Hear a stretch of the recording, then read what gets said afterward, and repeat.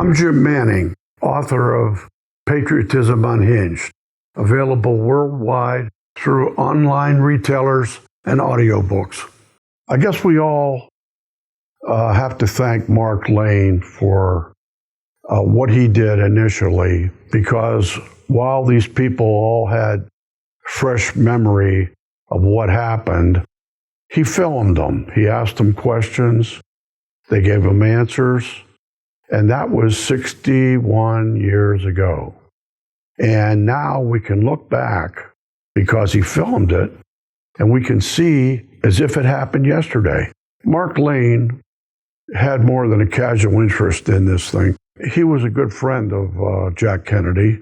And in fact, I believe he was his campaign director in New York City. He knew that some of this was nonsense. And so he threw himself into it, and he went down to Texas with a camera, and he documented all of the things that the government was not interested in. Anybody that had something to say that would not indicate that Oswald was the shooter, they didn't want to hear it. So we now have the ability to go back and to look at some of these things and listen to these people. And for those of you that have never had the opportunity to see it, I'm putting some of this out for you now, just in general knowledge. Hopefully you'll get to understand better how they've been able to constantly cover everything up. As an example, he does interviews with Richard Dodd and James Leon Simmons, two railroad workers who have clear memory of everything that happened. Where were you on November 22nd, Mr. Dodd? I was standing on the underpass, Commerce Underpass in Dallas, Texas. Were you there alone? No, I was along with three friends of mine. Railroad men? Yeah, all railroad men. Mr. Holland was one of them. That's right. And did you see anything which might indicate to you where the shots came from? Well, we all three seen about the same thing. As the shot, the smoke came from behind the hedge on the north side of the plaza, and a motorcycle policeman dropped his motorcycle in the street with his gun in his hand and run up the embankment to the hedge. And then I went north to look around the corner to see if there's anyone behind the hedge, and met Special Agent of the Katy Railroad, and he went down there, and I walked along with him to see if there were any tracks there, in which there were tracks, and cigarettes butts were laying where someone had been standing on a bumper, looking over the fence or something. Were you questioned by agents of any government agency on November 22nd, Mr. Dodd? Yes, we were. We were taken over to the courthouse and questioned by, I suppose, Secret Service men of some kind. And they asked me quite a few questions, about the same as I've told you men here today. But you were never called as a witness by the Warren? No, I never was called. Because here's the Warren report, and in the index your name is not listed, and there's no reference in the whole 888 pages to the fact that you were up there and you saw what you saw, you heard what you heard. Well, I don't know about that. But there was something that looks to me like that going on there, that somebody should have found out something.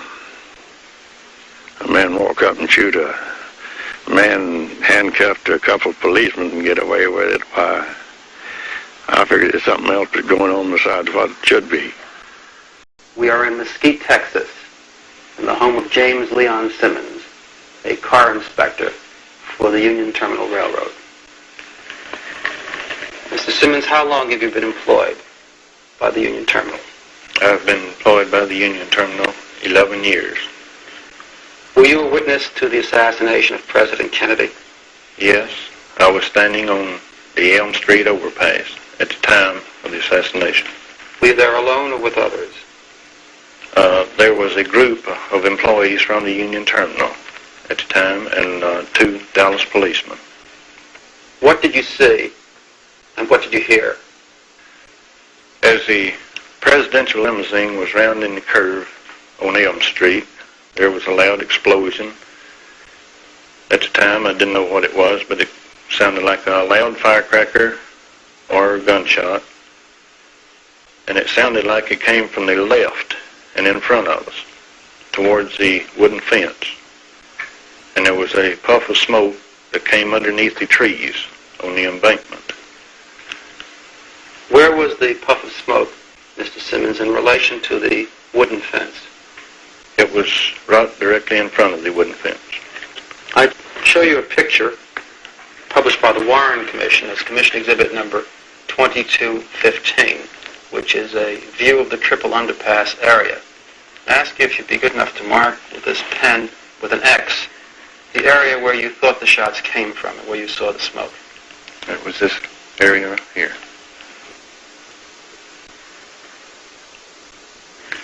After you heard the shot and saw the smoke, what did you do?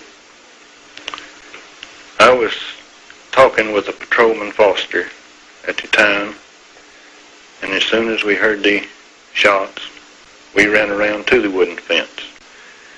And when we got there, there was no one there, but there was footprints in the mud around the fence, and there was footprints on the wooden 2x4 railing on the fence. Were you questioned by the Dallas police on that day? Yes, I was. Did you give your name to the Dallas police? Yes, I did. Did you tell them what you've just told me? Yes, I did. Were you subsequently questioned by agents of the Federal Bureau of Investigation? About a month later, I was questioned by the FBI. Did you tell them what you told me and what you told the Dallas police? Yes, I did. Were you ever called as a witness by the Warren Commission? No, sir, I wasn't. This is the Warren Commission report. Back of it has an index of every person who is referred to by the Commission. Is your name present there?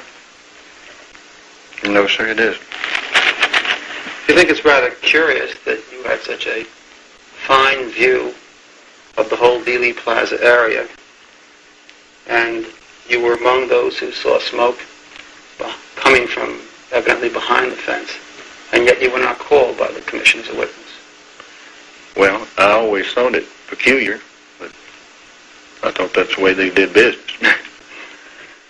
We have a family of a father, mother, and a 14-year-old daughter who had a great view of it. He says that they will never be able to change his story because he swore on his mother's grave that he would never cave in and change his story.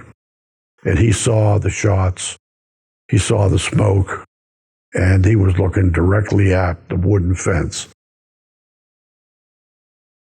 And Linda, where were you on November 22nd, 1963? On November 22nd, 1963, my family and I came to Dealey Plaza to see President Kennedy and his parade. We started at the corner of Houston and Elm Street, watched the motorcade come forward. As they turned to the right on Houston Street, my father and I followed the limousine. My father had a 35mm slide camera. He did not have power wind, so he was snapping and winding just as fast as he could. We followed approximately the speed of the limousine, so we were pretty much running. So as the limousine turned from Houston Street back onto Elm and came by the Grassy Knoll area, we were still following the limousine.